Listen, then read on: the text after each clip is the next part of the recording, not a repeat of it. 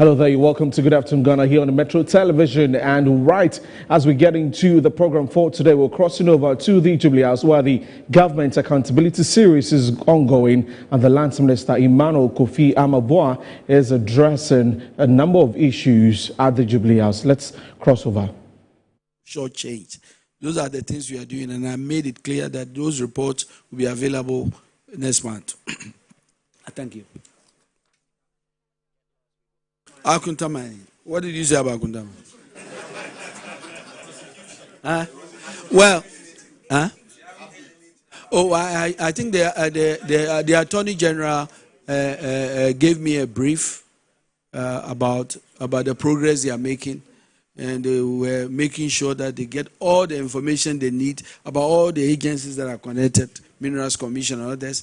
And I'm told that they are moving full scheme ahead with Akuntama and with all other investigations and prosecutions. And I believe, when I say we've drawn the line in the sand, this fight is not about NDC or MPP. It's about the soul of our country. And if you don't understand it, you won't understand it. It is that way. And we believe that we will try to make sure we make licensing regime easy so that everybody will have the right to do the right thing. But trust me, we will not cover anybody who breaks the law. I thank you. All right, thank you very much, Honorable Minister, for attending upon us and giving us insight into what you have been doing in the last 6 months in fulfillment of the mandate bestowed upon you by His Excellency the President. Let me also thank media men present here and announce that on Monday, the Attorney General and Minister for Justice will be here to provide an update on oral. He will speak to not Monday. Tomorrow, the Minister for Finance will present the mid-year budget review, which is likely to occupy the public space for the remaining days of this week. That is why it has become necessary to shift the Attorney General's briefing to Monday so that there's enough time to digest the budget statement, the budget review that the Minister for Finance will be presenting. But when the Attorney General comes, I know that there are burning questions in respect of oral and its implementation. Only yesterday, there was a matter of Unibank and some arrangement that has been reached. The Attorney General will take the opportunity to offer insights into the reasoning behind the position that was taken and announced yesterday.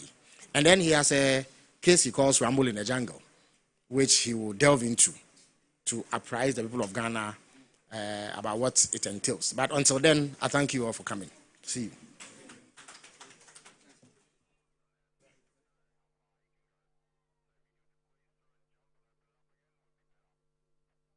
And there you had Felix Kwachiofosu, the Minister for Government Communications. And of course, it was the Lands Minister, Emmanuel Kofi Amaboa, who addressed the press there about issues concerning his ministry.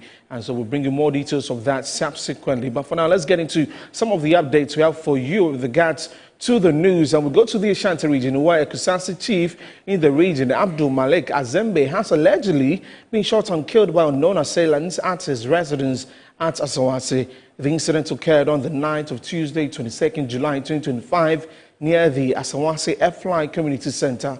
According to eyewitness accounts, 2 men arrived on a motorbike around 8:40 p.m., with one of them reportedly yielding AK-47 rifle. Now, the gunman the gunman is said to have opened fire on the chief before both assailants fled the scene. Azembe, who was skinned as Cardinal about just 3 months ago, was initially rushed to the Mensah District Hospital and later transferred to the Konfanoche Teaching Hospital, where he was pronounced dead on arrival. The deceased also served as a Kadi Divisional Area Chief in the Binduri District of the Upper East Region. The Ashanti Regional Police Commander DCO Bimano Taikujo visited the bereaved family later in the evening and assured them of a thorough investigation to bring the perpetrators to justice. Police investigations are underway and security in the area has been tightened.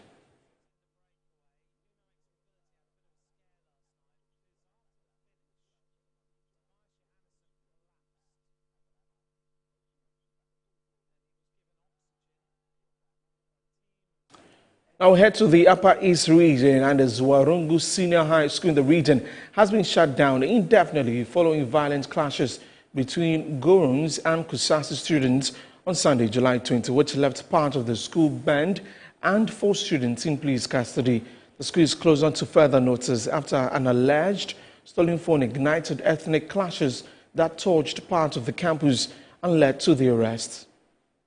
Zuarungu Senior High School was ordered closed after violence broke out on campus on Sunday, July 20, following allegations that students from one ethnic group stole mobile phones belonging to colleagues from another group. Tensions escalated rapidly into a wider confrontation within ethnic overtones.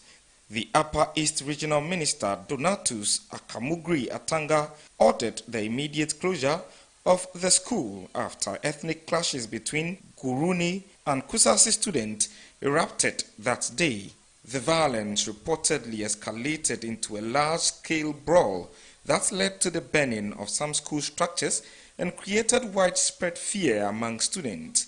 According to report, 4 students have been arrested in connection with the disturbance, though one suspect allegedly escaped en route to the police station after seizing a police officer's magazine. Security has since been tightened on campus, with a joint team of police and military personnel deployed to prevent further violence.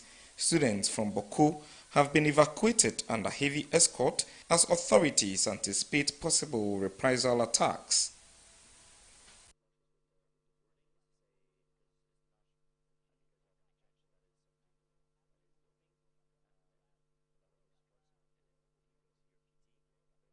Now back to the Greater Accra region, and 3 individuals suspected of armed robbery have been fatally shot by the Tamale Regional Police Command after a violent gunfight in Bone.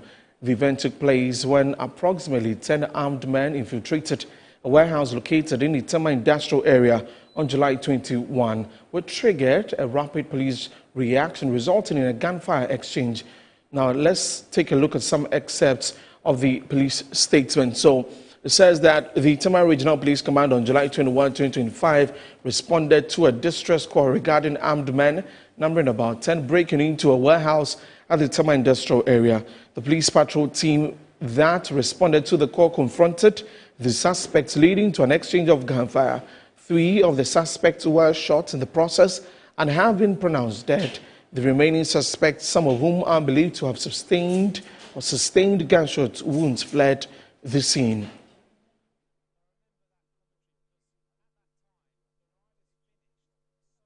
Include a Brunei mod foreign pistol, a double-barreled locally manufactured pistol with 2 rounds of ammunition, 11 live BB ammunition. The bodies have been deposited at the police hospital morgue for identification, preservation and autopsy, while investigations are ongoing to arrest the remaining suspect. It continues that would like to commend officers of the Bone District Command for the timely response.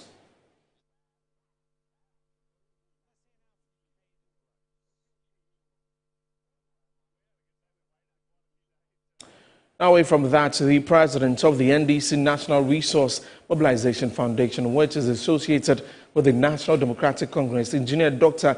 Desmond Ayiboy, has called upon all leaders of public institutions and agencies to exert efforts in facilitating the effective execution of the government's flagship 24-hour economy initiative aimed at stimulating the celebration for the Member of Parliament for Ablekuma North, Irabna, been organized by the foundation.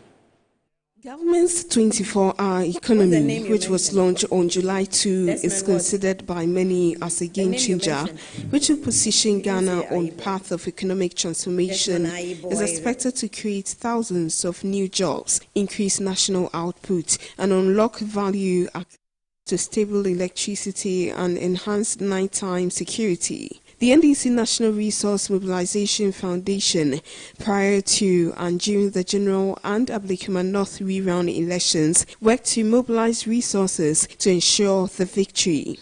As part of the foundation's mandate to ensure government succeeds for Ablekuma North, Irabna Obin to work hard to support President Mohammed's resetting agenda in the constituency. NDC is focused as a party we don't work as individuals. MP cannot work on his or her own. The thing is that it's a reset agenda by the party and by JDM, our leader.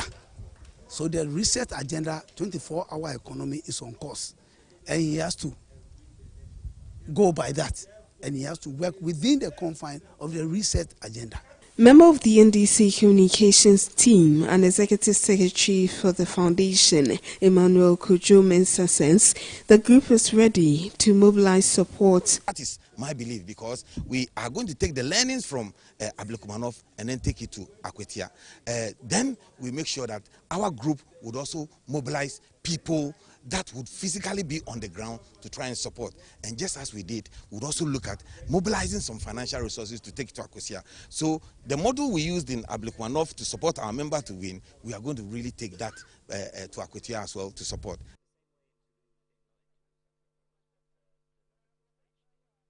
Now, the Minister for Finance, Dr. Kusasi Atta Mills, is expected to present the 2025 mid-year budget review to Parliament on Thursday, July 24.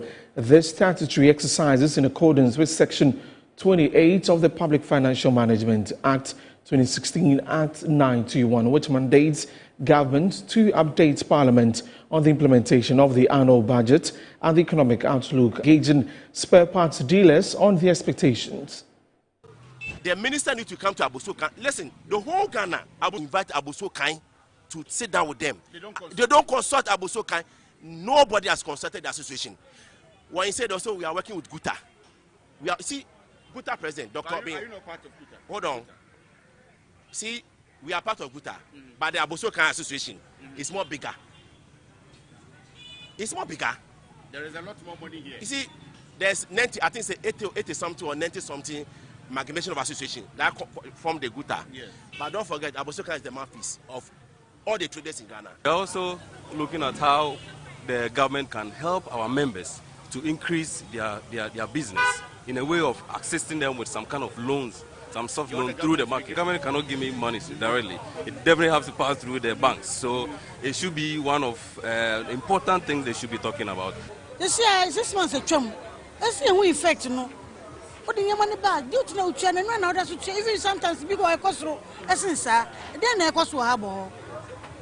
As a band and shabo, no, she said, then a cost into duty, no, and to me, from duty, never for ma, automatically, near money but from.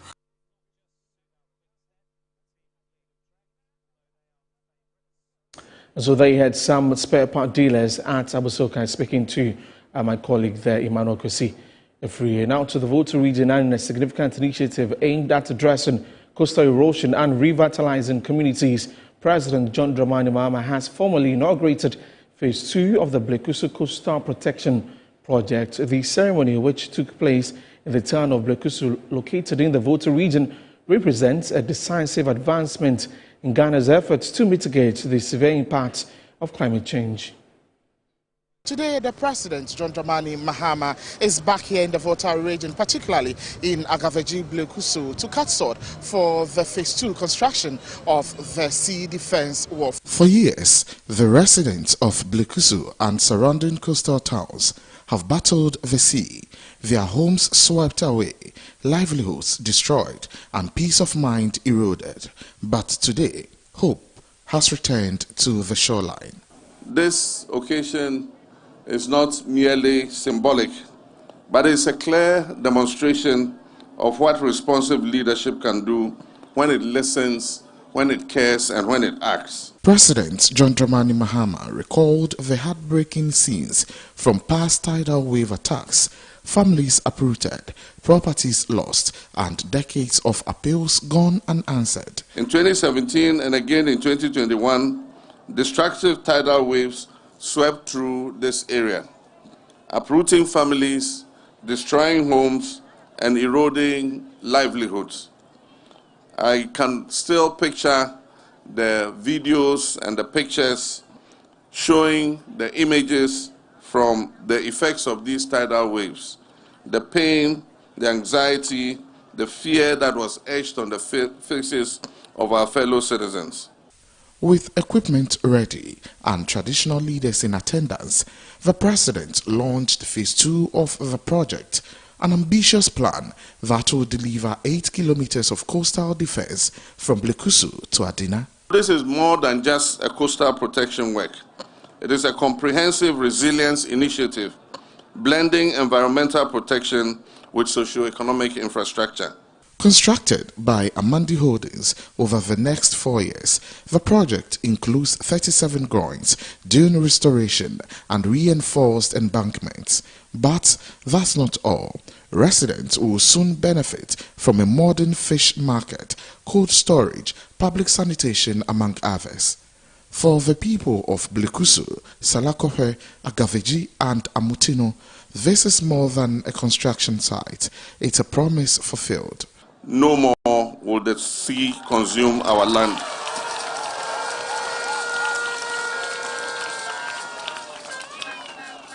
We're here to reclaim what has been lost, to rebuild stronger, to offer our children a future where they are not forced to flee their homes because of rising tidal waves. President John Dramani Mahama also revealed plans for the Waka project to extend protection all the way to Aflao and announced a grant from the Chinese government to build a new market in Aflao Ashigame. For now, Blekusu stands as a symbol of resilience and a renewed government commitment to leave no community behind. Shadrach Odame Ejari. Away from that, the University Teachers Association of Ghana is calling for immediate action from President John Dramani Mahama to fulfill his commitment against illegal mining. UTIG has cautioned that a strike may occur if the ongoing destruction of the nation's environment due to illegal mining is not addressed. Further details will be found in this report. The University Teachers Association of Ghana, UTAG, is turning up the heat on President John Dramani Mahama, demanding immediate action to fulfill his campaign promise to eradicate illegal mining, widely known as Galamsey. In a strong-worded statement released after an emergency meeting, UTAG's National Executive Council expressed disappointment with what it calls the government's slow pace in tackling the Galamsey menace. Signed by the national president. It's important that, we don't get surprised with any. The University Teachers Association of Ghana, UTAG, is turning up the heat on President John Dramani Mahama, demanding immediate action to fulfill his campaign promise to eradicate illegal mining, widely known as Galamsey. In a strong-worded statement released after an emergency meeting, UTAG's National Executive Council and National Secretary Professor Elias Mumuni, the statement acknowledges some gains by the Lands and Natural Resources Ministry, the police, and recent directives for investigations into alleged political involvement in Galamsey. UTAG insists the destruction of forests, rivers, and farmlands continues unchecked, accusing the president of failing to deliver on 5 key anti-Galamsey projects. From government, global institutions, or African solidarity mechanism are channeled toward community-led development in places like Nania and Paga. The impact could be transformational. Imagine investment in cultural centers, heritage preservations, youth training in ecotourism, and sustainable infrastructure. This is not charity, it is justice, and it is a catalyst for growth. As the Northern Development Authority, which I am the Deputy CEO, we stand ready to align such opportunities with our statutory mission to uplift every corner of the North, using culture not just as identity, but as a powerful tool for economic inclusion. Let's work together, from community leaders to development partners, to transform our cultural wealth in lasting prosperity. I will entreat all my slaves here, the chiefs of China, Namia, the Padapio, Navaropio, all of you should rise up. Let's work together, let's collaborate, and then ensure that this part of Ghana is also developed, because the NDA stands for development, and we are ready and willing as. And that's all for the news updates. Many thanks for joining me. I'm Desmond Okrekidas. We're taking a break. When we come back, Kusasi Shandov, the PRO for the Lands Ministry, will be here speaking to Annie Efua Ampof, and of course, we'll be touching on some of the issues raised by the Lands Minister. Please stay with us.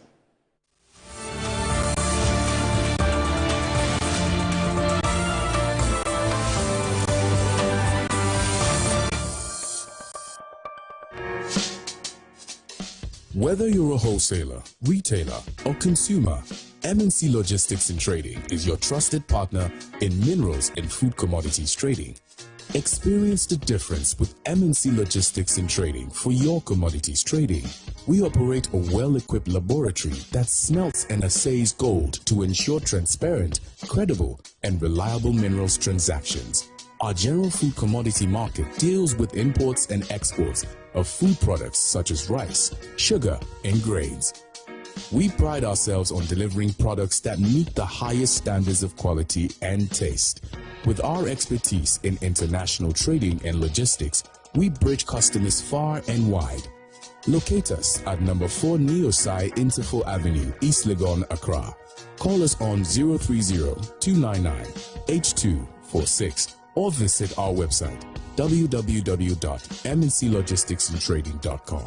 MNC Logistics and Trading, hub of confidence.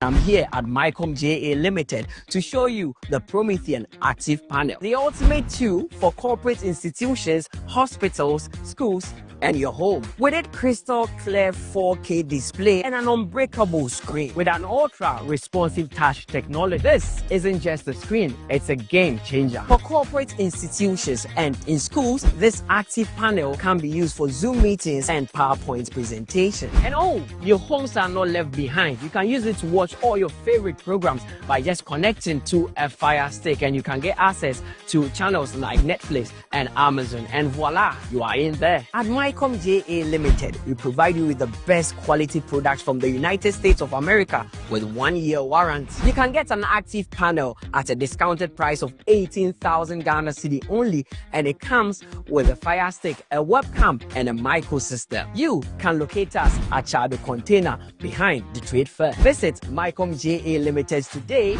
and elevate your tech. No matter how far you run away, you always come back to where you started.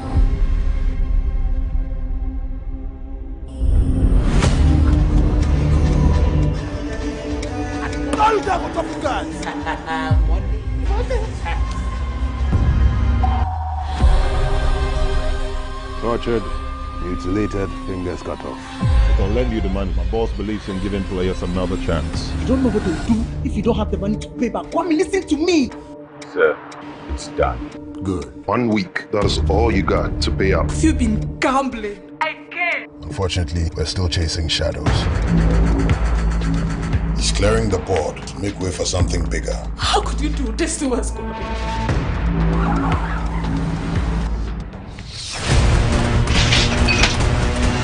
Who's there? I gotta fix this. This Wednesday, on Titans and Trailblazers, we welcome my friend Cynthia and other friends from Tycon. When there's more data, the tech people are able to sit with the comms people who then refine how the data is translated. So you have data, you have the comms people, you have the platform. Broadly speaking, how is tech changing marketing? Broadly speaking. This morning, a friend was just telling me she bought something and she didn't get what she wanted. Okay. But then, I mean, she was able to transact online. That's how beautiful marketing is going through technology. Don't be late. Friday, 8 p.m., Metro TV.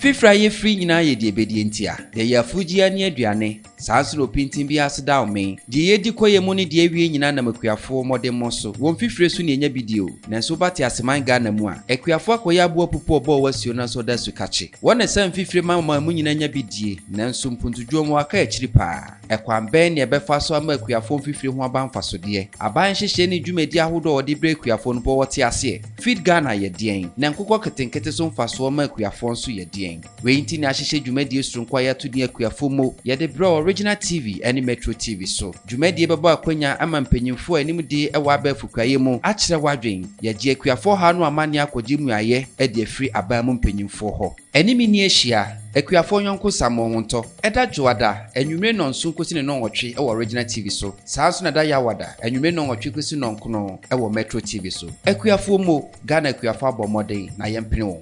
Ekuafo mo is sponsored by ACAP Compost.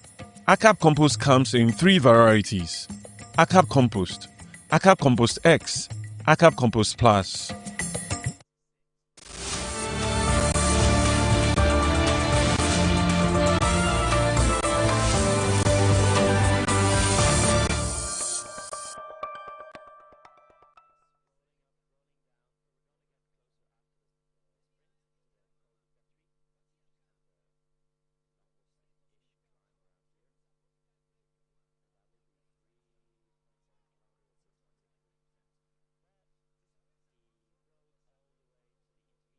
You're welcome back. Good afternoon. Ghana continues, and we're going to give you, a breakdown of what the minister just also did at the, as it took its turn at the Government Accountability Series. The Minister for Lands and Natural Resources, Kofi Boa, just addressed the nation. We'll be talking about it because we'll have the spokesperson for the ministry join us, Bakwesi Shandov, to help us understand what has just been delivered. But in the meantime, let's give you also a breakdown of what happened at the John Evans Atta Mills' 13th anniversary commemorative lecture, as you see on your screen. And we have key spokesperson who also delivered the addresses at the ceremony. We had the former Electoral Commission, chairperson of the Electoral Commission, Charlotte Osei, and of course, also the Chief of Staff, Julius Deborah, who were key spokesperson at the series. We'll have excerpts of what was said at the lecture.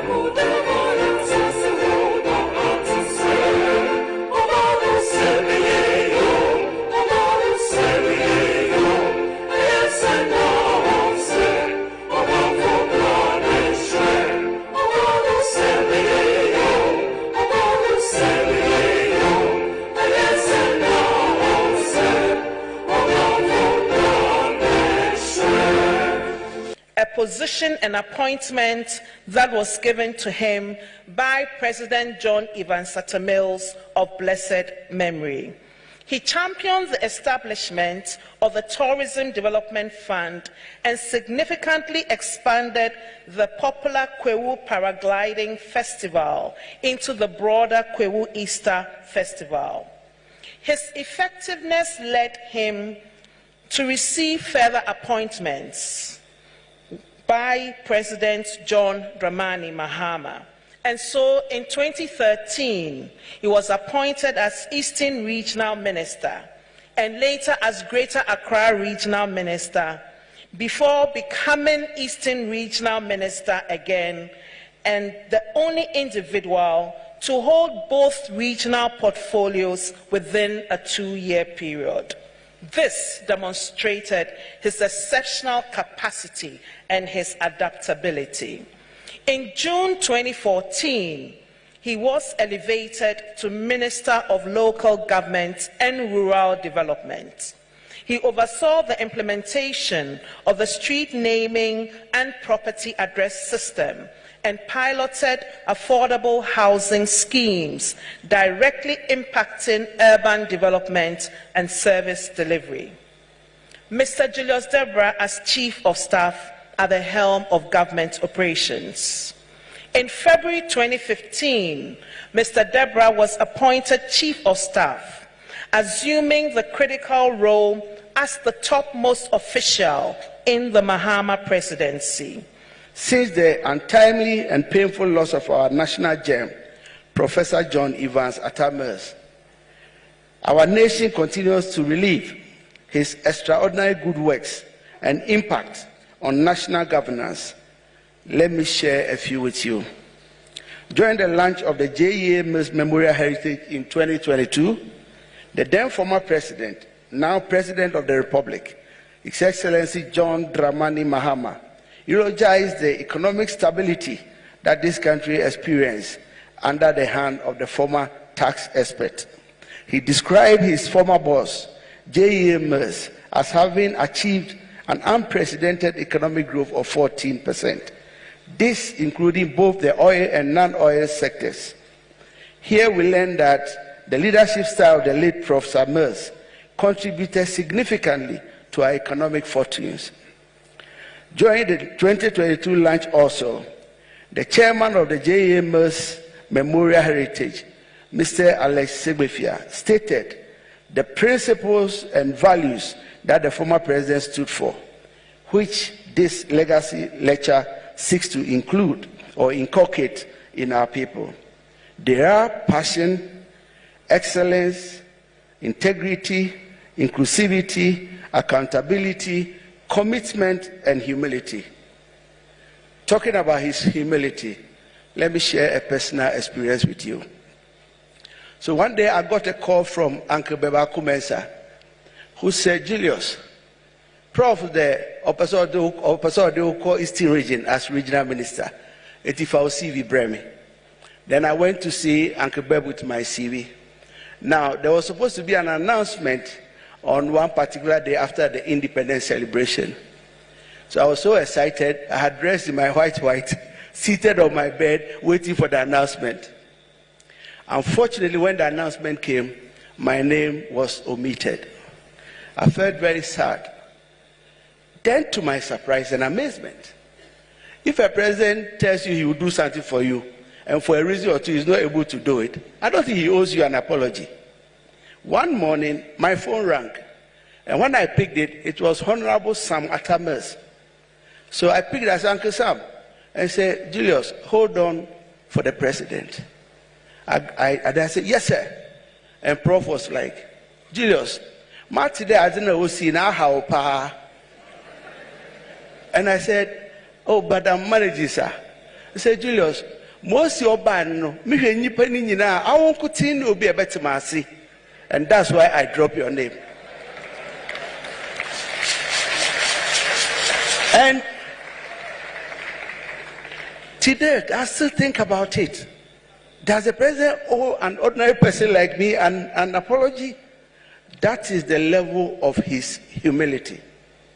His Excellency John Evans Atta Mills, late President of the Republic of Ghana, and the only President of Ghana to have died in office, was a unique individual who touched the lives of many people in a positive manner. The essence of leadership is to give hope. And President Mills gave us so much hope for a better Ghana for all. Forthright, calm, God-fearing, and God-loving, a man of peace and a father for all. President Mills ensured that he left an enduring mark, a legacy, a heritage in a country which continues to miss him 13 years after his death. He was incorruptible and a man of integrity, a rare combination in some politicians. He was also an intellectual of no mean repute and a sportsman par excellence, with a particular passion for hockey. he brought to bear on the Ghanaian presidency all these unique attributes of his personality. The significance and greatness of a person predominantly lies in how history perceives him. That perception is carved out of many factors, but primarily tend to be from what views others have of that person. If the lectures of the various high-level caliber of presenters at the commemorative lectures of President John Atta Mills over the last 13 years are anything to go by, then we are really privileged as a country and a people to have such a man as our president, indeed a godsend. The beauty of the lectures is the revelation of character traits which we all know exist, but laid bare in different contexts each time. Today will not be an exception by our keynote speaker, Mrs. Charlotte Osei, former chairperson of the Electoral Commission, for she knew him well. Your Excellency, the Vice President of the Republic of Ghana, Professor Nana Jane Opoku-Agyeman, henceforth Auntie Nana, the Right Honorable Speaker of Parliament, Honorable Julius Debra, Chief of Staff and Chair of today's lecture, members of the Board of the J.E. Mills Memorial Heritage, members of the Atta Mills and allied families, Honorable Ministers of State, members of Parliament, members of the Council of State, Excellencies, members of the Diplomatic Corps, our revered chiefs and queen mothers, our landlord, the Vice Chancellor of the UPSA, Justices of the Supreme Court, Court of Appeal, High Court, members of the Fourth Estate, my brothers and sisters. Is it too late to swap places with Auntie Nana for her to be here so I can? No, you won't, okay. In a world of noise, integrity is a silent superpower. It is an incredible honor to stand before all of you today to deliver this year's J.E. Mills Memorial Lecture. I do so with deep emotion and profound humility, paying tribute not only to a president, but to a teacher, a mentor, and a father figure whose life significantly shaped mine and the lives of many others. As I prepare to share my reflections of Uncle Fifi, I am reminded of former President Muhammadu Buhari's words. He said, President Atta Mills was a good man, a very good man, one of the very best from our continent. These words capture the essence of the man we honor today. My name is Charlotte Smith Osei, and I had the extraordinary privilege of being taught commercial law by Dr. Mills, as he was, at the University of Ghana, Legon, and later company law at the Ghana School of Law. More significantly, in 2011, he appointed me as chairperson of the National Commission for Civic Education, making me the first woman to hold that position in Ghana's history. Today, I speak as a mentee, reflecting on the profound impact of a teacher who saw potential where others saw youth, who offered opportunity where others saw inexperience, and who built bridges where others saw divisions.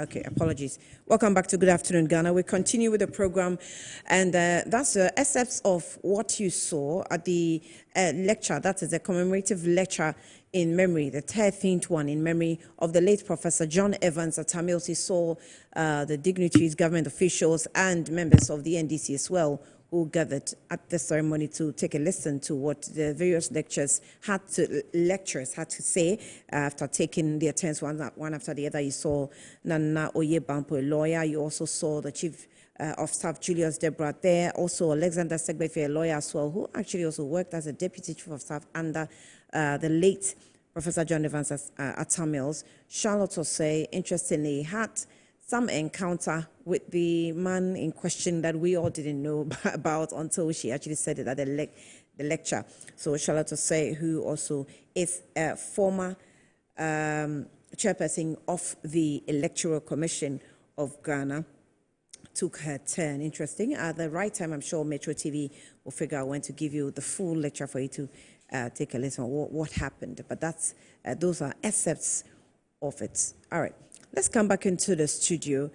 Maybe my producers will prompt me. Some murder has happened. It's in association with what is happening in the north with our brothers. We hear that one of a chief from one of the factions have been murdered or shot dead. It just so happens that he was shot in the Ashanti region.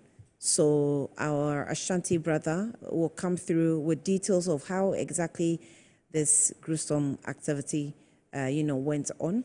So we'll appreciate how to continue. Just in case they mention this fight in the north and you think that it doesn't concern you,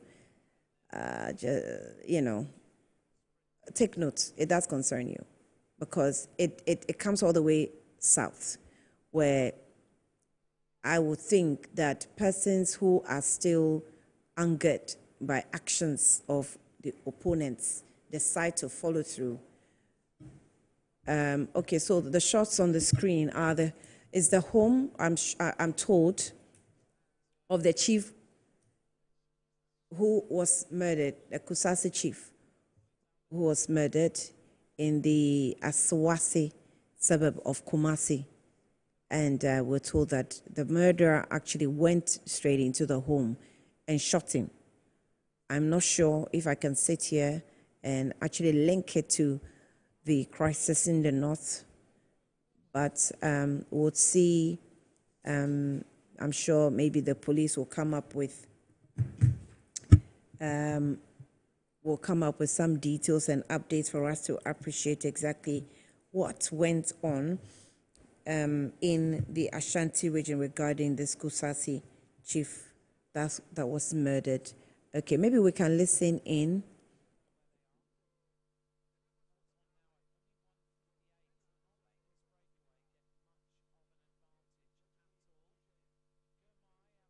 Okay, so you see the women on the ground wailing, indicating that indeed they've lost someone. And obviously, like I said, I cannot sit here and conclude if it is related to the crisis in the northern part of the country. So that's just an update that I can tell you. The Boko crisis goes so far, sometimes it travels all the way down south, because the persons and the players involved, we're told, that sometimes will follow their enemies down south wherever you are, and they will decide to do what they want to do to you. We want to speak with Bassett, who is our man in the Ashanti region, but Bassett is unavailable now. We are so not unsuccessful. So as and when he comes through, we'll put him on the phone lines to give us updates of what happened to the Kusasi chief that's been murdered in the Ashanti region in Kumasi. Okay. On that chilling account, let me welcome a guest who I have also invited into the studio. Today we had the Lands and Natural Resources Minister join us or take his turn at the government accountability series and told us what he wanted to tell us, or told us the accounts and updates of his ministry. But before that, my producer is prompting me. We have a bite on the Kusasi chief murder story. So let's get that, brief. It's not him? Or the minister, you mean? Okay, all right. So we're told that we'll go back to the minister, Amma Kofi Boah, who gave us a briefing. We will listen to him, and then when we come back, I'll introduce the guest with me in the studio. We'll talk more about what he gave he took his turn at the Government Accountability Series.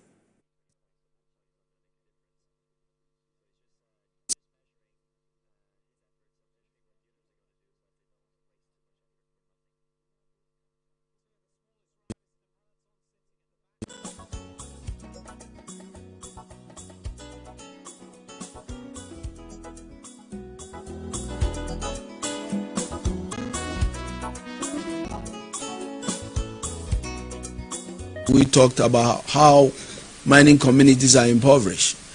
These transformational changes will see the accelerated development of our mining communities. We are also introducing a three-tier mineral right regime by including a medium-scale mining. As we speak, we have only small-scale and large-scale. We envision the new law to have a medium-scale regime. We are also working to reduce the upper limit for stability agreements from the current 15 years to allow for capital recovery for huge investments only, or abolishing it altogether.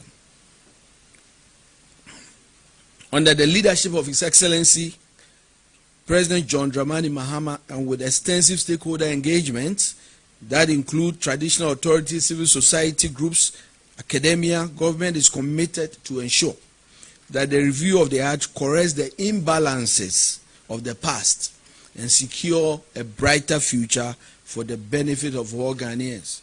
And that is why we are bent on making sure that we visit every region in the country to get the inputs of the people of Ghana.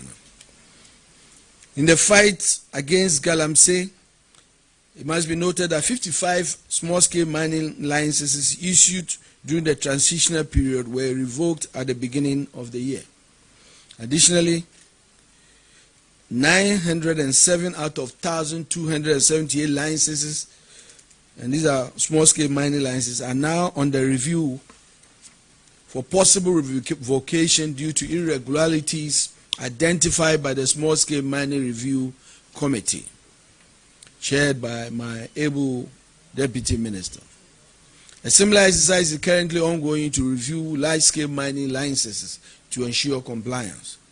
These measures are all aimed at sanitizing the mining sector to ensure transparency and sustainable operations.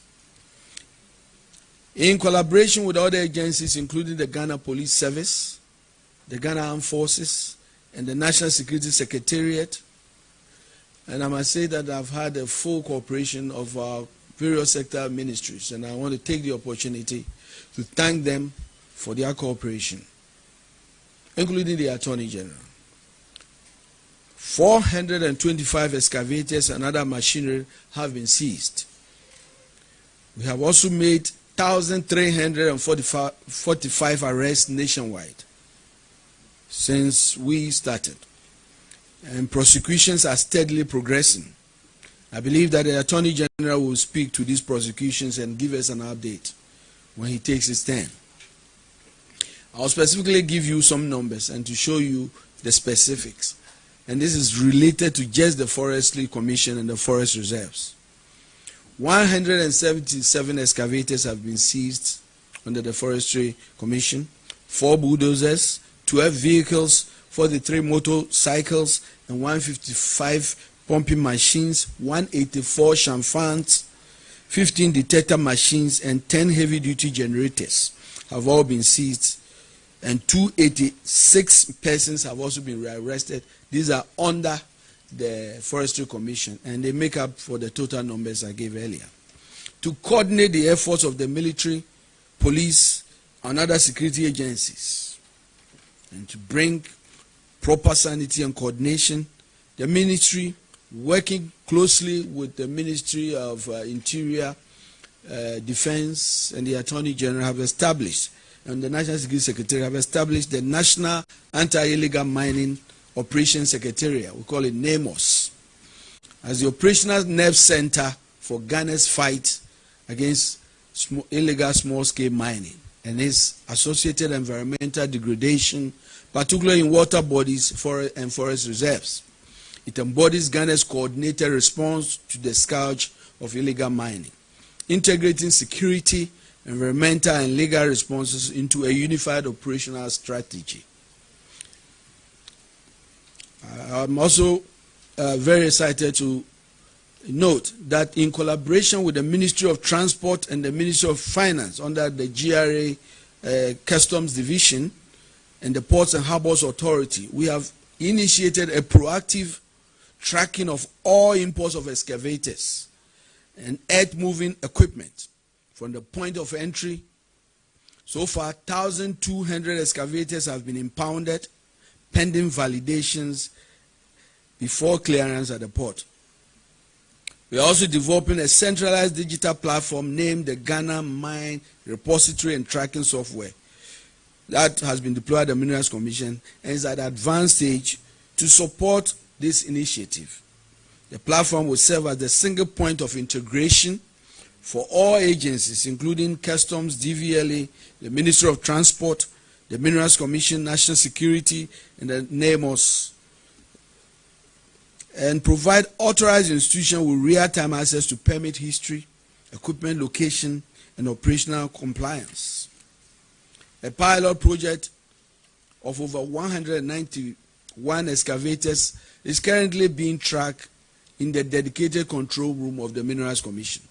And this is very, very innovative. This is very, very new. As you know, we are now able to track the excavators before they even set off to come to Ghana. And when they get there, the Minerals Commission, DVLA, everybody is there.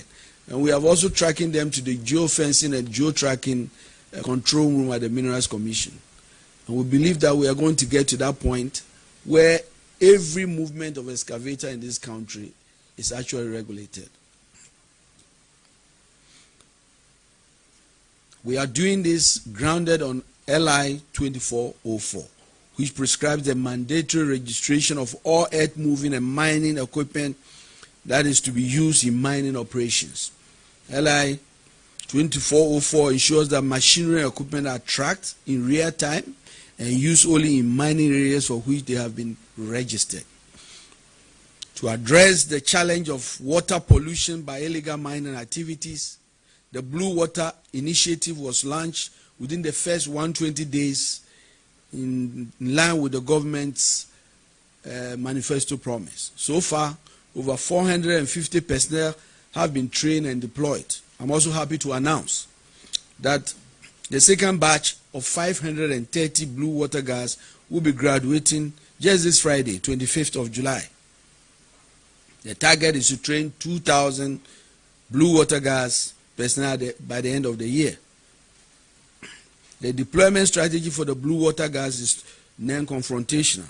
They act as intelligence officers and also engage with local community to raise awareness about the importance of environmental conservation and the negative impacts of illegal mining. I think already it is very clear that we are seeing the very positive impact of the presence of these blue water guards in our watering areas. The second phase of the Blue Water Initiative will focus on dechemicalizing the water bodies to restore them to their pristine conditions. Feasibility studies are steadily underway. The Minerals Commission, in consultation with the Chamber of Mines, has also completed its annual review of the 5th edition of the procurement list in compliance with Regulation LI 2431. That's Regulation 7.3. And I'm talking about local content and local participation. This is to enhance the local content regulation to increase Ghanaian participation and in-country value.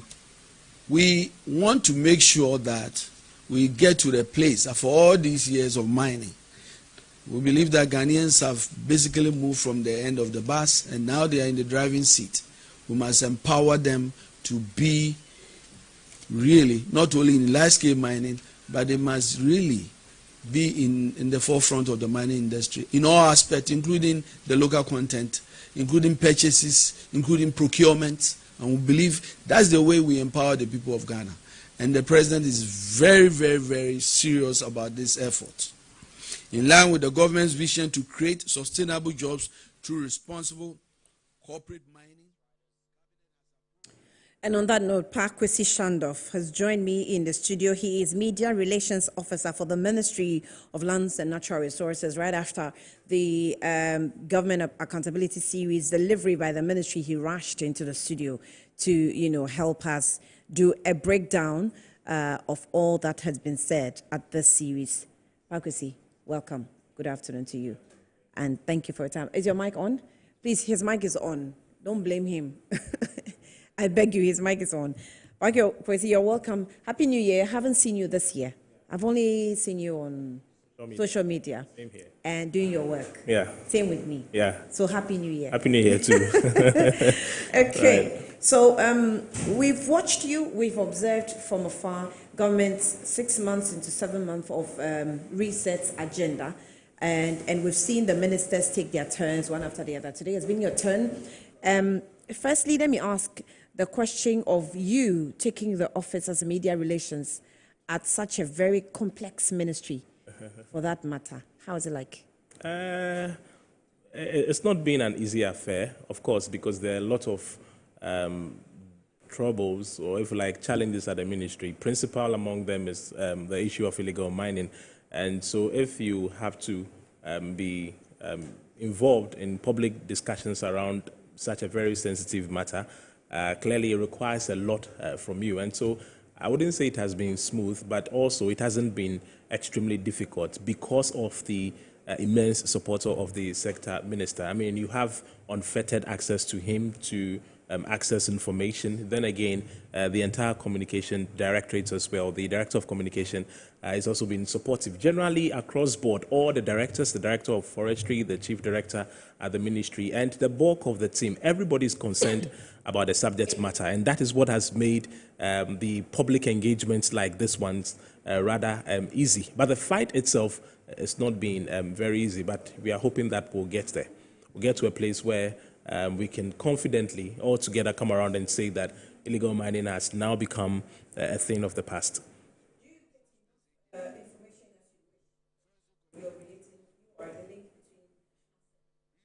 So are you able to gather enough information to let us know exactly what is going on, knowing how difficult it has been to, explain some of the things the ministry or expectations have not been met yet?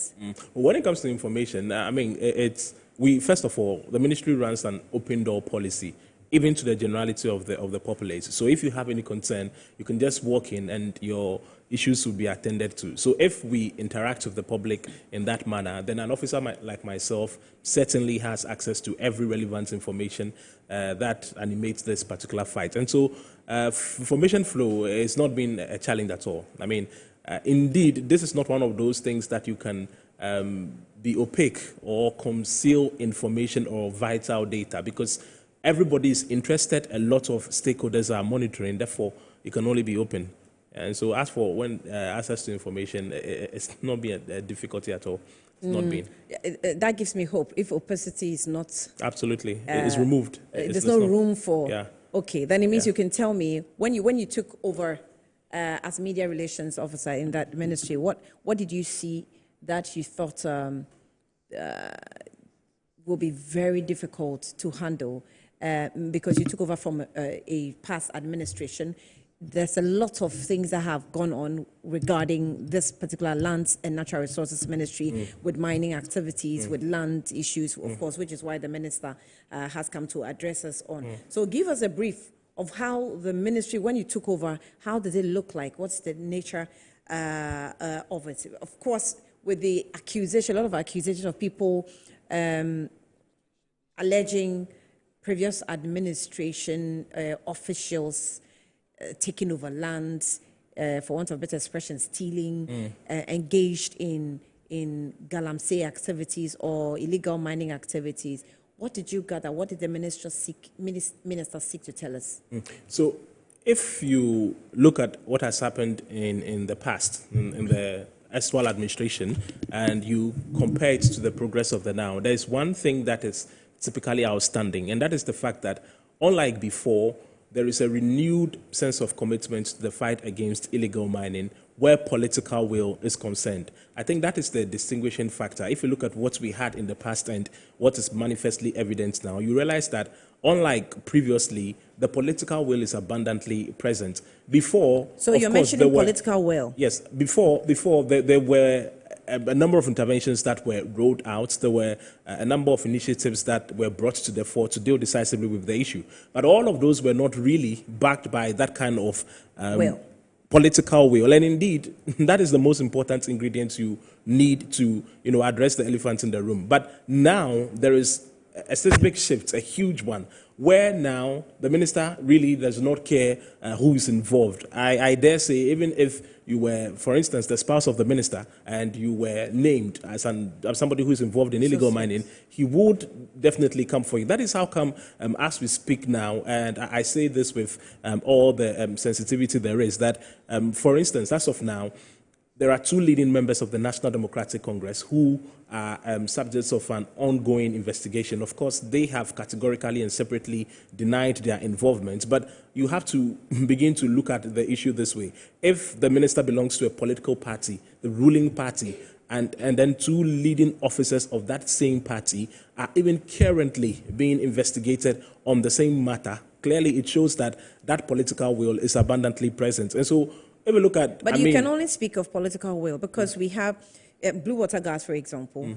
The previous administration also had a guarding system of that nature. Absolutely. If you had if you go onto the field and arrest people, the previous administration was doing the same. Seizing of excavators, previous administration was doing the same. So you hear a lot of complaints like, well, but you guys are not doing anything. The difference, so here is the difference.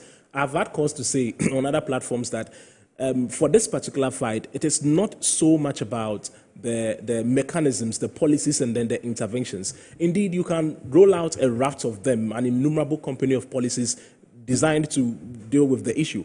But if it is not backed by political will, the fight should only be cosmetic and superficial, in the sense that people will think something is happening, but really the architects, the real kingpins, as I would want to put it, who are behind the scenes would not be fished out. And that's the reality of the matter. So if the Blue Water Guard, for example, if they are operating, the individuals or the perpetrators they arrest, of course, they come to the scene with the approval, the endorsement, or the permission of a higher authority. What we are doing is locating those high ups, the big fishers who are actually fronting the illegality. And that is where political will comes in the sense that once you are able to deal with the big, item personalities who are actually financing and sponsoring and orchestrating the whole illegality, you're going to win the fight. That's but are they the people you're focusing on? Absolutely. No, those are not the people you're focusing on. No, they are. That is why even I'm saying that even in the political party of the ruling government, colleagues of the minister, friends of the minister, I should say, are actually subjects of investigation. I do not want to mention their names, but let me just stick to their portfolios. You are looking at an individual who is the third national vice chairman of the National Democratic Congress, the ruling party for that matter. In the event that God forbid, touch wood, if the chairman of the party, the first or the second vice chairman are all not around, this office holder, of course, would assume the reins of leadership. Then you are looking at the national organizer of a party as grand and huge as the National Democratic Congress. Such an individual is also being probed in that same respect. If the NDC, if government can go after its own people, then it's curious. If anybody wants to question the availability or the presence of political will, it's abundant. And since the fight is in-house, it's happening to even people who belong to the ruling party, any other person definitely will become people have said, a stain in the especially sand. members of this government, they've said when people ask for results, they said, oh, we're just 6 months old in government. What do you expect from a 6 months old government? Okay. But, when I look at it from a different perspective, my question then becomes, okay, how old do you want to be before you start giving us results? The thing about the timelines is that I've also had cause to urge critics to look at the timelines before. Because sometimes the questions that are asked or the expectations are a bit out of the ordinary. For instance, anybody who is concerned, like myself, like maybe the two of us, anybody who thinks that Galamsey, for instance, will become a thing of the past immediately would be unfair, okay? Because this is a devastation that has occurred over an 8-year period. The government is only 6 months old. And so even if you want to ask for results... No, more than an 8-year period, actually. More than, actually. But, within the recent previous past. Administration. Yeah. Okay, all right. Now, if you are looking for immediate results, you're looking for the polluted water bodies to revert to their initial pristine state now, that would be, for the want of a better word, a bit unfair and unreasonable. And that is how come we bring in the conversation about the timelines. But even still talking about timelines, and it's important we put this on record. As of the time the minister assumed office, we had a total of 9 forest reserves which had been designated and categorized as red zones. Red zones in the sense that they were not in the custody of the state at all. Indeed, they were encroached by armed illegal miners. So from January up to now, those forest reserves were 9. As we speak, all 9 of them have been repossessed. And so over an 8-year... So there were actually 9. There were 9. 9, okay. Yeah. Up until now, we had been able to successfully repossess 8. But momentarily speaking now, authoritatively on record, it's now a 9 out of 9 situation. And all of this is happening over a 6-month period. And so if you still want to run the assessment, if you want to probe the outcomes over the last 6 months, this, for instance, is a very compelling verdict, a convincing scorecard that anybody can use as metric for assessment. So we are not dismissive. We never want to hold a conversation that, okay, we are only 6 months old and therefore people should not expect much. But even within the 6 months, we've done enough. And the 9 out of 9 recovery is one of many. Because I picked up information that all these persons who were encroaching in forest reserves and lands that were illegal, some of them were terrorists. I don't know if I'm right. Some of them were terrorists, and others also, if not terrorists, they wield guns. Of course, if you wield gun, you're a terrorist indeed, even if you're Ghanaian. In fact, I picked up information that some were foreigners. Yeah. So how were these forest reserves? Give me a picture of how it was. Okay. So every one of them had a peculiar situation. Okay. So, for instance, the very last one that was recovered, that is the forest reserve in Desiri in the Ahafo North municipality, somewhere around Tepa, for instance. Before this record of recovery, it was inhabited by armed illegal miners. But beyond that, we also had passive, everyday, ordinary civilians who had also taken shelter in that particular enclave, and they numbered over 2,000. And so regular boys and girls, men and women, were also part of the encroachers. So for situations like that, the approach was rather very tactical, because if you went in a very combative fashion, you may end up killing or harming innocent civilians. And so the recovery process engaged both the combative approach and also the very a tactful approach as well. So for those ones where we had to invest a lot of energy and speed and momentum, we deployed it accordingly. Those ones that also required a lot of careful thinking and mobilization, that was equally done. And all the activities were supervised by a central unit. Indeed, the National Anti-Illegal Mining Operations Secretariat, led by its Director of Operations, largely supervised all of these activities, including personnel from the Forestry Commission as well. And that is how come we have gotten here. So just to directly answer the question, we combined the combative and then the tactful approach to make sure that we get the results that we have on record now. So that combination, was that effective? Absolutely. Combative approach and maybe smart, approach to protect civilians. Yeah. How about those who were just, adamant? We're not moving. So we didn't exactly. Because at some point in this Galamsey conversation, I was yielding to the former Deputy Speaker of Parliament's recommendation that yes. It's not a position the ministry shares. Indeed, the minister is not a friend of that suggestion, because the goal is to preserve the environment and not to spill blood. And so in as much as it looked like an instant solution, even the laws do not allow anybody to be shot just like that without any trial. So it's not an approach that we have actively considered. Indeed, it has not been part of our operations at all. But where we needed to use reasonable force, we deployed it accordingly. Because, yes, like you're saying, it's not everybody that was open to reasoning. Okay, for some, you had to, unleash a bit of force. That was done. And that's how come we have the results that we have on paper now. So that's how come we've saved 9 out of 9. The 9 9 out of 9. Yeah. No, 8 out of 9. You said It used to be 8 out of 9, but right now it's it's a perfect it's a total situation. 9. Absolutely. So how are we making sure that these people don't go back? They know the place. They have accomplices. They are all in the villages.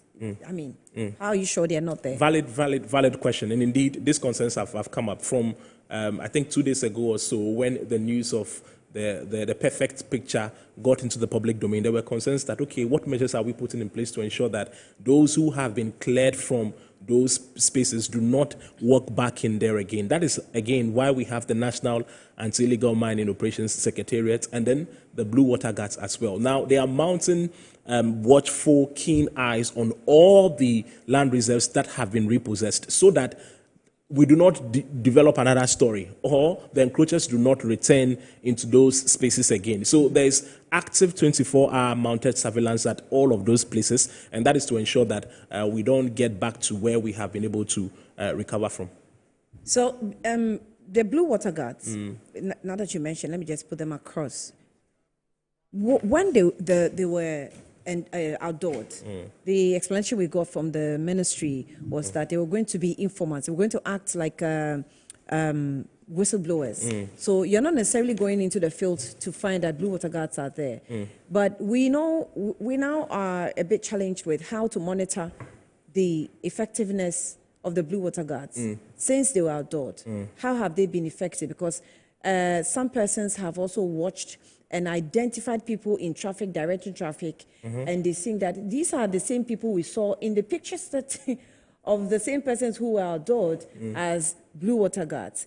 Are you using them as traffic guards, or you're using them as Blue Water Guards, or they're home sleeping and taking salary?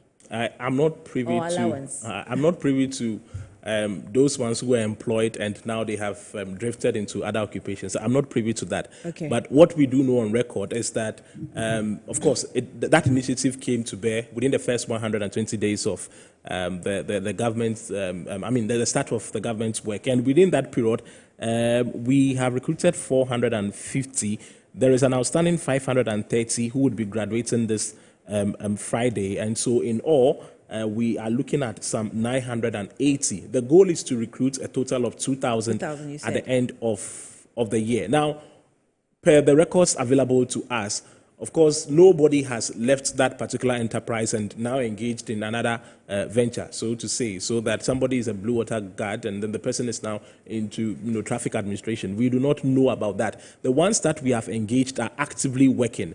And are they? Absolutely. And, so and are they really doing this? Absolutely. Whistle blowing? It's more than whistle blowing. Of course, that is the aspect of supplying information, because they are recruited from the very communities where the illegal mining is happening. Yes. But beyond the provision of information, they also serve, they play a quasi watch-keeping role, if you like. So they are not only there to provide information. When it becomes necessary for them to act meaningfully, they do so. And that is how come over the last couple of weeks, we've had cause to report on some of their successes. For example, at places like Talensi and even in Elembele, for instance, they had deactivated certain equipment of the illegal miners. They had seized certain champagnes and all of that. So they are not only passive informants or whistleblowers. When there is a need for them to be combative, they get into that gear as well. And so that's that about them. But I don't know of any who has drifted into any other enterprise because they are being well monitored, coordinated, and adequately compensated as well. I wouldn't see the motivation for anybody who is part of that enterprise to drift into something else. I wouldn't see. Okay, so some of the issues that we also picked up that there were motivation that made people go into the forest to start mining is because we have actually allowed some of our giant legal mining companies into the forest reserves, and some of them mine in the forest reserve. Akonta mining is one of the controversial issues that came up, making way for some other illegal miners to also get into. Of course, Akonta mining, we're still investigating, so I can't conclude on a platform, but we know some of the things that we think led persons into the forest. What are we doing about the LI?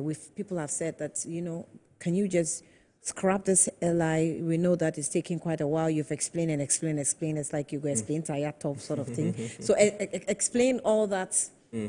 Plenty things going on in the forest. Basically, LI 2462. Of course, we recognize it's a very thorny issue, except that the law that was enacted in November 2022 was proposed and advanced by MEST, the Ministry of Environment, Science and Technology.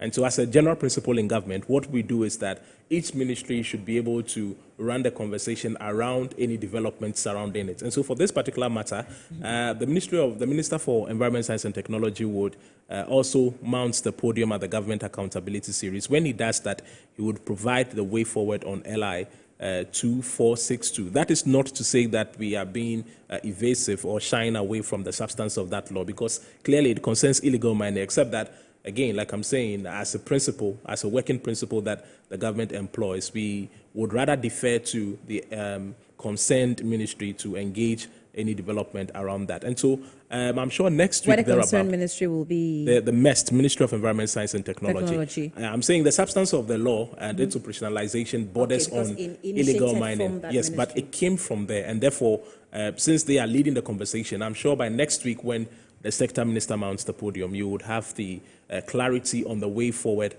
for that. But if I have to add, what has been done now, as of now, is a proposed amendment to section, I think, 3.2 of that LI. Now, prior, the existence of that section in that regulation basically gave room to the president and the sector minister, the environment minister, give them room to have unfettered access to granting of, the licenses to those forest reserves. That has been blotted out as we speak, and indeed that has been the mainstay or the problematic aspect of the law. Not necessarily, but that was not the promise. The promise that yes, I'm not absolutely. I'm saying that the appropriate ministry will conversate on the matter, but I'm just giving you, reiterating the updates that we have now.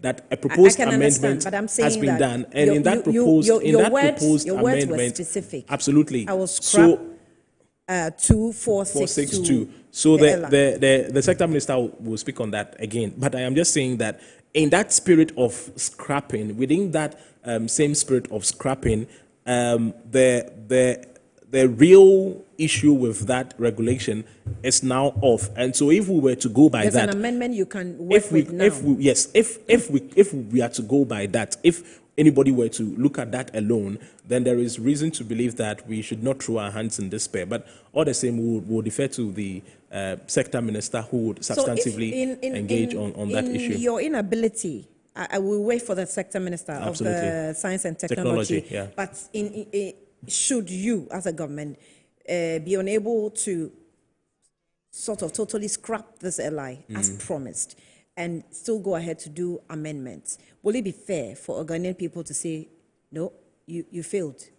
Or you think you will have a very effective communication and explanation to why that action and not what you said you would do? I think we should get there, all right? When we get there and we are unable or we do not fulfill the promise, then we can start a conversation of whether we have disappointed the Ghanaian people or there was justifiable cause for us to stick to the amendment. So all of that should be settled within a matter of time. It's just time.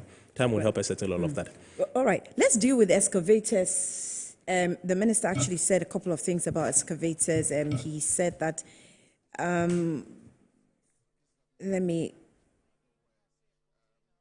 okay, I think I want to get the his exact words. He said 1,200 excavators have been impounded. Pending validation. Yeah. And then there's also the report of some excavators missing. In fact, when I heard about excavators missing, I started laughing. I said, wow, they've done it again. Where are the excavators? Well, so the missing ones. So on At record, least we know the impounded ones. The missing ones. Where on record, yes. That piece of information or that piece of updates came from the Minerals Development Fund. After an operation by its administrator. But on record, no excavator is missing. Okay, that piece of update, I think, did not necessarily reflect the facts, because after the news came out, upon reflection, when we did the cross-checking to ascertain whether or not indeed any excavators are missing, we realized that nothing of that sort had happened. And so we want to scrap that record, that no excavator had been missing in that particular operation. Yes, but the Minerals and Development Fund has not come back, or has not eaten back its words. That fund... So there was that fund, Anita, just a second, that fund sits under the ministry. Yes. And so the stance of the ministry should hold, over any comments that should come from that particular outfit. So I'm saying the updates they offered was to the effect that, yes, excavators were missing, but upon further checks and cross-checking with the relevant security agencies and all of that, the ministry authoritatively is saying that no excavators were missing. So the numbers have been reconciled? Which numbers have been reconciled? Of the excavators. The ministry has actually done its necessary checks and realized that no excavators. Absolutely, no excavators. So how did the MIF get this type of information? You should be able to tell me. Well, so of course, you see, when you are running an operation of this nature, looking at how sensitive it is with all the complex dynamics, sometimes once a while you may, I wouldn't want to say goof, but it's normal for there to be a statistical error there, here or there, and that happens. It's we are humans, so that may have been the case. But again, I'm insisting that after we had thoroughly examined the facts and checked the records and all of that, it was apparent that nothing was missing. And so the Ghanaian people should hold that information now, that nothing, no excavator actually went missing. Is there a conflict that's creating a gap, communication gap between the MIF and the ministry itself? Absolutely not. Indeed, it may have appeared so, but the truth of the matter is that it does appear so, actually. Yes, it does appear so. You're having task force conflicts, you're having clashes, and you're wondering, okay, what's going on? So this is everybody's hungry to stop Galamsey. Yes. So because you see, again, you look at how sensitive the issue is, and so sometimes it's justified for everybody to want to get into the fray and be part of the action, if I have to put it that way. But the truth of the matter is that the enthusiasm can also distort coordination, and that is how come we have insistently been saying that the only outfit mandated by law, properly so-called, to coordinate all raids and swoop is the NIMOS, the National Anti-Illegal Mining Operations Secretariat. So if anybody at all, even a concerned citizen, perhaps a journalist like yourself or even myself, any individual at all who wanted to embark on any endeavor where the clamping down of illegal mining is concerned, all of those must go through the National Anti-Illegal Mining Operations Secretariat. That is important because it is not a unit on its own. It includes the Ministry of Lands and Natural Resources. There's a representation from the Defense Ministry, the Interior Ministry, the Ghana Police Service, the Military Command. You're also looking at personnel from the National Security, the BNI, and every other relevant stakeholder. And so because of its richness in terms of composition, it's valid to be known as the central authority, or as the minister had indicated, the nerve center for the coordination of all anti-illegal mining operations. And so any individual or body, outfit, personality who may want to embark on subsequent raids, we are asking that they defer to NIMOS accordingly, so that we don't have this conflict in data where it will look like, there's some discrepancy here and there. The very important question that people have been asking about excavators is how we sit as a nation. Excavators are imported, they go through the ports, they drive on our roads, they go straight to the forest, the chiefs are there, the opinion leaders are, everybody's there, they see everything. Why are we pretending? In fact, when President Mahama said he's coming to arrest the kingpins, I thought, Charlie, when this man comes in, he's going to arrest kings and chiefs and everybody, because why are you sitting and watching excavator drive into your forest and you finish and come and cry that somebody is destroying your forest? So we have reports here, as the minister actually, gave, 177 excavators in the forest reserves alone, 4 bulldozers, 12 vehicles, 43 motorcycles, 155 pumping machines, 184 chamfan machines, 15 detector machines, and 10 heavy-duty generators have been seized across the country. 286 persons have been arrested. I see this report repeating itself maybe next year, next 2 years. I don't think that is going to be the case. Are you sure? Exactly. Now, the 177 excavators, 4 bulldozers, and the rest, for instance, which have been seized across the country, did not enter now. I mean, they had entered previously. Okay, but for now, if you're looking at the presence record, we have 1,000, and that's a whooping figure. Look at the size, the magnitude of an excavator. You have 1,200 of those currently impounded, because right now we are establishing a GPS tracking system. Okay, where so this impounded machines is answering the questions of why are we at the ports, seeing that the excavators are coming in, and we're still watching and pretending we haven't seen. Because it's so not this impounding of the excavators is answering that question, isn't it? It's not every excavator that comes into the country that is naturally deployed to Galamsey sites. Okay, of course, some are for construction purposes, but you cannot be sure, and that is why for now, we would impound all of them. We monitor them. Let me bring you up to speed with this record, for example. As of now, we have 199 of the excavators that are currently being tracked in the dedicated control room. So before they leave the ports, I mean, trackers are placed on them so that we know, first of all, where they are going. So we know where they are going, the community that they are going to be operationalized in. And beyond that, we can also know the specific activity they are being used for. So if you were importing an excavator and it was meant for construction purposes, the moment we detect through the tracking system in the control room at the Minerals Commission, once we get to know that, okay, you are now deploying it into mining illegally, then of course the machine will be disabled, and then the GPS system would notify us, would come for you, and then it will be disabled accordingly. This system is effective? Absolutely. It can't be removed by owners? That's a valid question, because it's a matter of technology. So we've had the concern that can't somebody divert the tracking or compromise it in a way that we may be in the data room, in the control room, we may think that a particular excavator is here. Meanwhile, it has been sent elsewhere. So we have tightened the security. We have tightened the protocol, and it's not one of those things that can easily be compromised. That is an assurance. It's high-level technology. It cannot easily be compromised. I mean, as we know now. If it is, it will be here again. Hopefully we don't come here. Hopefully we don't come here. I'm having a conversation with Kusasi Shandov, and he is the Media Relations Officer for the Lands and Natural Resources Ministry. The minister took his turn earlier on today at the Government Accountability Series. I'm trying to tease a few things out of him from what the minister said. We'll take a quick breather. When we come back, we'll round up on the Galamsey matters and touch a bit on lands as well, another very complex issue in the country. We'll be back shortly.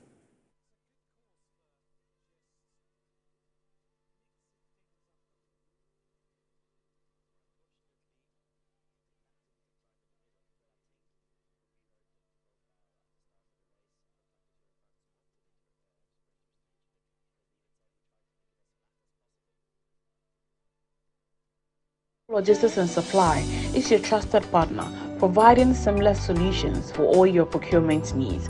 From sourcing products to managing imports and exports, we ensure smooth and efficient transactions every step of the way. Whether you require goods from across the globe or need assistance in exporting your products to international markets, we got you covered. General trading is at the heart of our expertise. We specialize in a wide range of products, catering to various industries and markets. As a trusted dealership in building materials, we provide high-quality products that meet the demands of our construction projects. Additionally, we act as manufacturers' representatives, connecting producers with distributors. Our expertise in logistics is the backbone of our operations.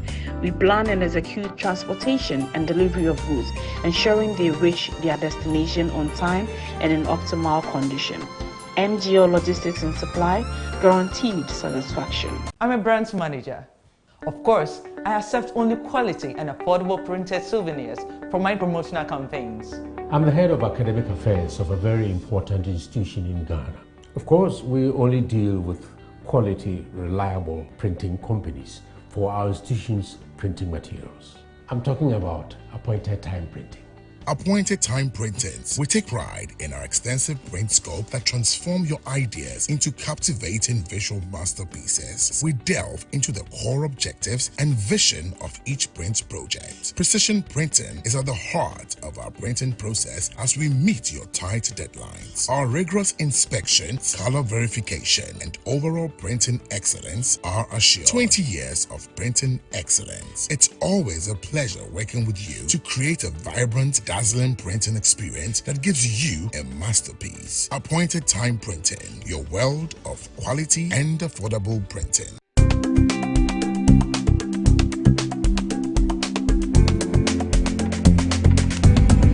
Wezalo Amarab.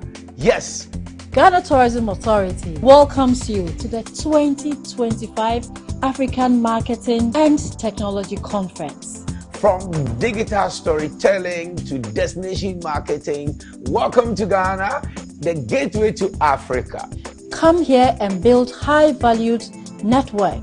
And of course, you build this network with great industry leaders. We can't wait to host you. From our immersive cultural experiences to the plethora of our sun, our beaches, our gastronomy. Ooh. We are asking all of you to come network at this beautiful event. Events that will actually teach you the real value of marketing to tourism. Yes, the Aquaba Night. Come and experience our rich heritage. Come and dance to the beat and rhythm of our music and culture. This is Ghana Tourism Authority.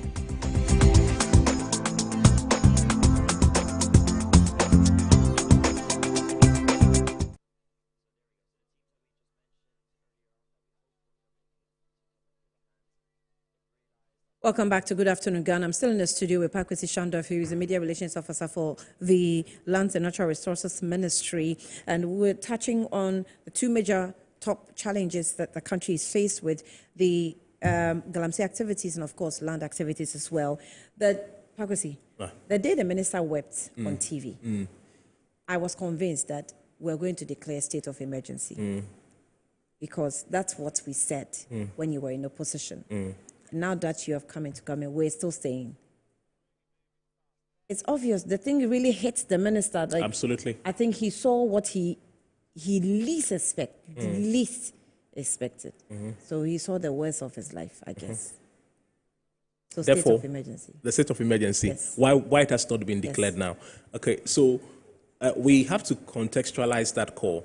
As of the time, as NDC, as of the time back in opposition, when we were calling for it, it was based on the fact that over an 8-year period, we had not seen any decisive step that was being taken to deal decisively with the elephant in the room, illegal mining. And so that became the last port of call. I mean, the final approach that we thought, if was rolled out, would have given us, I beg your pardon, some reasonable progress. But as we speak, within the 6 months period, we have rolled out too many interventions, actually, and I say that with a lot of modesty, though. We have rolled out a lot of crucial and resourceful interventions that have given us very compelling results, reason for which the declaration, as important as it is, it's not so much on the table, not because it's not important, but we are weighing it against the policies that we have rolled out and then the successes that we have been able to chalk now. Okay, for the fact that, I mean, back then, 9 forest reserves were designated red spots.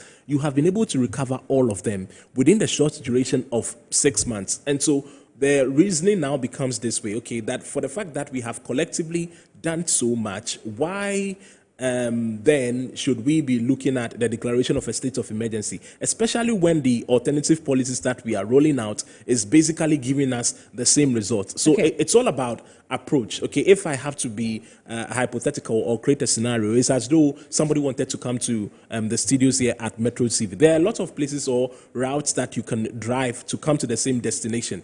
The declaration of a state of emergency, if it had been done back then, may have given us the results that we have now. As of now in government, we have deployed other interventions that have given us the results that every Ghanaian wants, and 9 out of 9 situations being part of them. And so it effectively makes the declaration moot as of now. But if we ever get to a point where we feel that it becomes a necessity, of course, we may want to consider it. But as of now, it's not on the table because we have the results, and that's now, okay. the people for which we are concerned about this galamsey is we. Yeah. Our lives Yeah. directly being dependent on whatever is happening around us. So when you go into the galamsey-prone areas, people are struggling. Medical officials have come out with researches that is showing, chemicals, metals in our water bodies. That's what the people are using to cook, drink. Their livelihood is directly dependent on those of us in the urban areas. We're thinking, otherwise we're far away from it. But this is where we're importing food from. Absolutely. And it's coming into the capital cities and we're all eating it. So obviously we are. Is there something seriously also going on there with the ministry in that angle so that at least we nip the bud now to avoid people continuously eating poison? Again, that is basically gotten to do with the effects on human lives. Yes. We want to stop the bleeding now. Okay, when you stop the bleeding, for instance, the repossession of the land reserves that initially were heavily encroached is part of the stopping of the bleeding. When you have stopped the bleeding, then you can get into the aspect of now undoing the impact and ensuring that it doesn't continue. So let's stop the bleeding first, which is what we are doing now. Indeed, the concern you raised is part of the many policy considerations that the ministry is thinking about to ensure that nobody has to battle an ailment or any deficiency health-wise because of the activities of illegal mining. But let's stop the bleeding first. When the bleeding is ceased, I think we can make progress from there. But we cannot wait, because people are dying, so we can't wait. Maybe the Science and Technology Ministry will also consider that now. Absolutely. I was even coming to talk about the Ministry of Health. Indeed, it is also important to know that the fight is not entirely about the Ministry of Lands and Natural Resources. Even though we are the principal warriors in that, there are a lot of other soldiers that are needed to make the battle, easy. And so, for all the allied ministries, for instance, Ministry of Health and Interior and all of those, around the table, these conversations are frequently had. And so I'm sure there would be a policy or a directive, a measure to address that issue. But for us, we want to stop the bleeding first. When you stop it and you even go back to now address all those health concerns, you are now sure that you wouldn't have a multiplication of it because you have blocked it from the source. So let's do the blocking first. Has Other anybody agencies would also consider come on board with some technology to clear the water bodies? Because we're told, of course, scientifically, the water bodies will take about 20 years, some say about 30 years and stuff like that. Last time I was speaking with Gabriela Tete, who's a member of this government, a member of the NDC, who said she's already engaging someone who has a technology to help clear the water bodies within 5 to 10 years, and it's as fast as, and then we'll see how the chemicals are also cleared. That, we are considering all options on the table. So there are two natural resources that are being devastated in the entire enterprise of illegal mining, the lands and then the water. So for the lands, for instance, we are embarking on land reclamation, and that is how come we are even rolling out the ongoing Tree for Life Afforestation Initiative. We are aiming to plant some 30 million trees, especially in the degraded land areas. Now, if you look at reclamation, for example, to reclaim a hectare of land, the last time I bothered to check, I think it was a little over, is it $35,000 US? I'm not very sure. And so it's also a very cost-intensive enterprise. So that is for land alone. And so you can imagine what would be the cost implication if you wanted to return the water to its pristine state. That also would be equally cost-intensive. Okay, but those conversations are ongoing. Those options are on the table, and we have had calls to repeatedly welcome and invite the international community on board and all the relevant stakeholders in that regard to also come to the party, and then let's cook it together. But again, it's an option on the table, because that's the thing. In the closing members of the minister's speech, if I have the time to read, okay, so let me read the closing portions of his address, because it touches on that. He said, "Let me also assure the good people of Ghana that we are steadfast, committed and focused on winning the fight of our lifetime. And with the political will and support of His Excellency the President John Dramani Mahama, we will ensure that our water bodies are turned blue Okay, so I mean, it ties into your concern.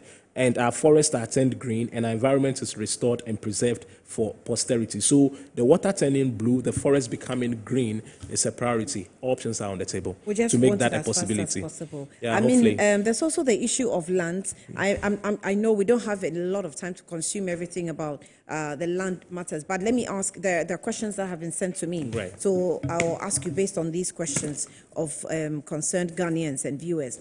So this one says that on lands, the previous functionaries have stolen or improperly taken some parcels of land, and can the commission show by map where such parcels are? Is a commission, doing something like that where it can show us by map? Maybe if you're in the studio, you can use the screens and give us the plotting of the lands that have been stolen.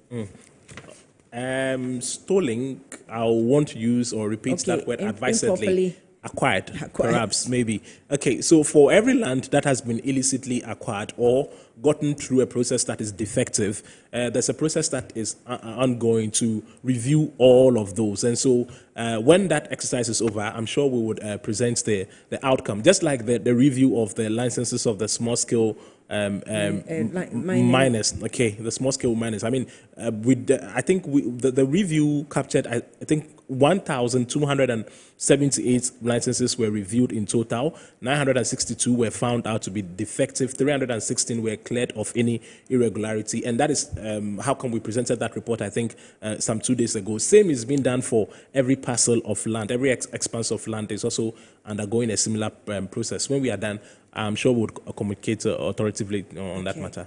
Another one says that the number of extortion cases people report about Lands Commission is surprising, and sometimes surprising sometimes. What practically can be done about it? Okay, so for the cases of extortion, I mean, when the complaints are lodged, normally the adjudication process takes a lot of time, and that's because over the period, we've not had the benefit of sufficient forums to address the issue. That is how come now the minister indicated that 90 new district offices in underserved areas have been identified so far, and we are open to operationalizing all of those. Absolutely, operationalizing and decentralizing the adjudication process, because now you would have specific district offices. When we do that, when issues of this nature come up, of course, you realize that they'll be, said that, I was thinking, they'll be is that expedited. really going to solve this problem of extortion? You see, the problem of extortion, okay, it is not done by the Lands Commission. It's individuals who engage in that impropriety. When they engage, how you approach it or how you resolve it with time, I mean, is what would serve as a deterrent or a motivation. So if you have exclusive offices or offices that are running timeously to address these issues, I think that would help to address the issues. But of course, extortion is also a legal matter, it's a criminal matter, and so all other security agencies are primed to deal with that as well. Okay, another one says, what has been the Lands Commission's achievement so far, considering the enormous amount of challenges citizens face in attempt to register lands? And sometimes I personally have had, encounters with Land Commission officers from the Land Commission who even tend to blame politicians. That yes, they will say it's a Land Commission, but when you go back and you try to tackle the matter, you see that it is traced back to a politician that's influencing certain decisions, and so it even makes it difficult for the Land Commission officers to do their work. I'll defer to what I had earlier indicated. We are decentralizing 19 new district offices. Okay, when they are completed and they start running, let me reiterate indeed what the minister had said. It is expected that by the end of this year, every district would have a Lands Commission office. The initiative aims at bringing land services closer to citizens, reducing congestion at regional offices, and strengthening land governance at the local level. In addition, the Lands Commission is working towards a turnaround time for the completion of all applications within 30 days. That's expedited work right there. So concerns like yours, of course, I've also had people who have shared some of those sentiments with me. It's all about the administration process. And so let's revise the system. Let's do the planned, intended administrative overhaul. When we do that, we can begin to smile again. Is that what the minister is working on? Absolutely. Yeah. Okay, we'll have your last words. Do I have Shadrach's question on standby. Dear producers.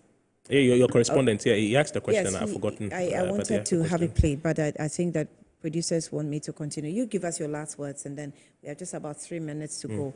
In all that you have told us, Galamsey activities. Okay, I'm told we have the question. Can we have the question? Lands Commission details you gave. I think before this government came into power, there were alleged cases of previous functionaries stealing or improperly taking lands. What is the roadmap, or what has happened to this issue? And then also there were cases of extortion at the Lands Commission before this government came into power. What has practically been done? Thank you. Thank you very much. Okay, so I think Shadrach is in tune with us. So on lands. It's about lands. Similar question I actually asked. Extortion and all of that, I believe. Yeah. Yes. So it's just about reforming the administrative structures, which we are working on. So when we are done with that, I'm sure it would address all of those gaps and lapses here and there. When the minister cried, what did he say after? When he cried, back then. I don't get a question. When he shed tears on air, yeah. When we all saw him crying, yeah. What did he say after? I don't remember. What did he tell you after? What he told me personally on that particular matter. No, we've not had cause to engage that particular issue. You haven't asked him? I have not asked him. Are you sure? Absolutely. You didn't ask the minister, why did you cry? No, of course. It was from a place of deep-seated concern.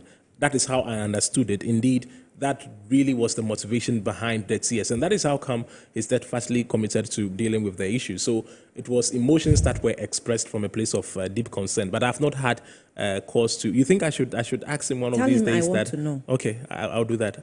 I'll pass that information on. Why he shed tears. No problem. I'm interested. Sure, I'll do that. Great.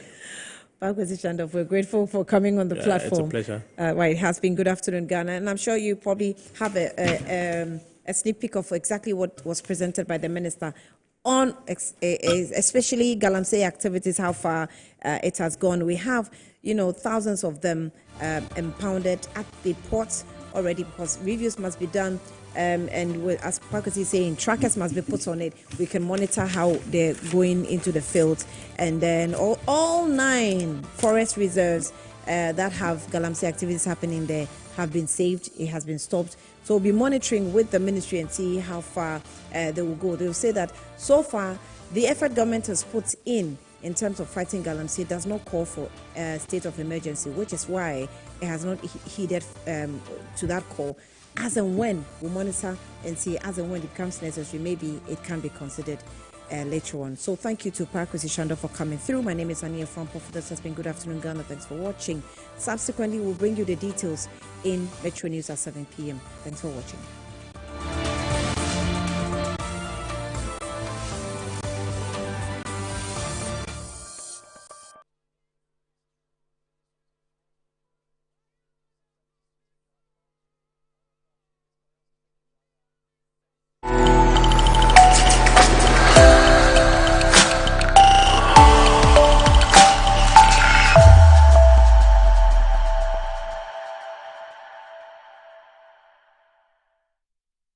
This Wednesday, on Titans and Trailblazers, we welcome my friend Cynthia and other friends from Tycon.